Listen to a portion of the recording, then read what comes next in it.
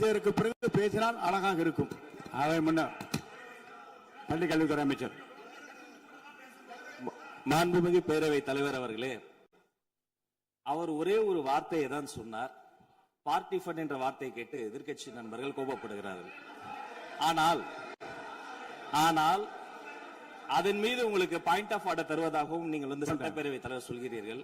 நேற்றைய தினம் இதே போல வெற்றி தலைவர் அவர்களினுடைய வழிகாட்டில் வளர்ந்த நாங்கள் சகிப்புத்தன்மையோடு அவர்கள் பல வார்த்தைகள் சொன்னார்கள்.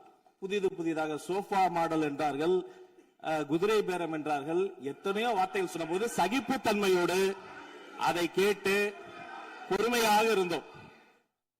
இவர்கள் குதிரை பேரம் எல்லாம் அவைக்குள் நீக்கப்பட்டு விட்டது. சரி, சோஃபா மாடல் என்று சொன்னார்கள். ஆதாரம் கேட்டு இப்படி எழுந்து நாங்கள் கொந்தளிக்காமல் ஒரு சட்டமன்றத்தில் ஒரு உறுப்பினர் எப்படி நடந்து கொள்ள வேண்டும் என்பதற்கு எடுத்துக்காட்டாக தமிழக வெற்றி கழகத்தின் உறுப்பினர்கள் நடந்து கொண்டார்கள். இப்போது மதிப்பிற்குரிய எதிர்க்கட்சி தலைவர் அவர்களே, உங்கள் ஊடாக நான் கேட்பது என்னவென்றால், அவர்களினுடைய கட்சி உறுப்பினர்களை அவர் அமைதிப்படுத்தி முதல்வர் அவர்கள் உரையை முழுமையாக கேட்டு சகிப்புத்தன்மைக்கு சட்டமன்றத்தில் இந்த பக்கம் மட்டுமல்ல அந்த பக்கமும் எடுத்துக்காட்டாக இருப்பதற்கு அவர் வழிவகை செய்ய வேண்டும் என்று உங்கள் மூலமாக கேட்டுக்கொள்கிறேன். பொதுப்பணித்துறை அமைச்சர்.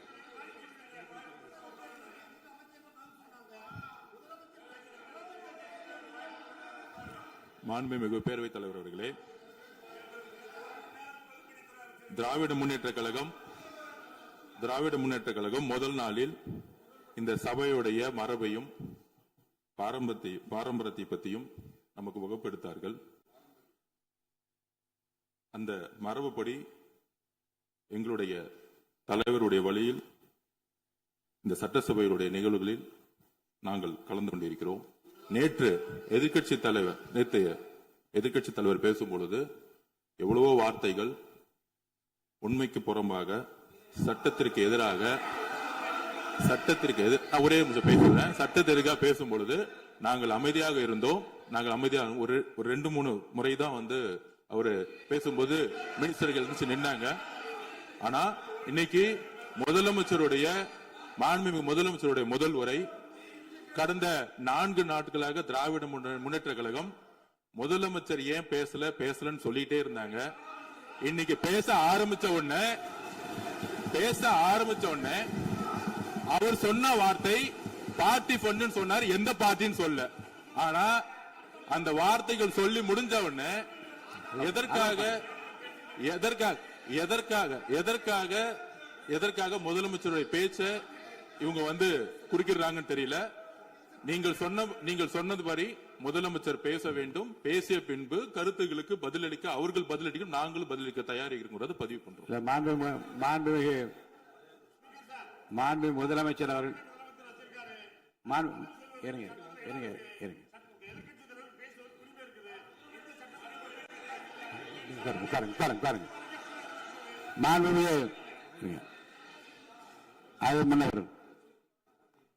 மரபு இருக்கிறது, எப்போது வேணா பாயிண்ட் ஆஃப் ஆர்டர் இருக்கலாம். இருந்தாலும் கூட நீங்க அந்த மரபை நீங்க கடைபிடித்தீங்களா உங்க ஆட்சியில?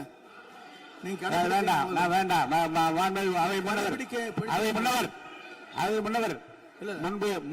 முன்பு எப்படி நடந்தால் என்பதை பற்றியோ முன்பு நடந்த நிகழ்வுகள் பற்றியோ நீங்கள் சொல்லி மீண்டும் இந்த அவையினுடைய மாண்பை குறைக்க வேண்டாம் என்று நான் கேட்டுக்கொள்ள வேண்டாம்.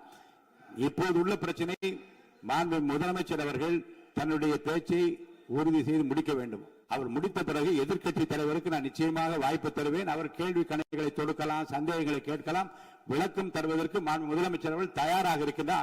அமைதியாக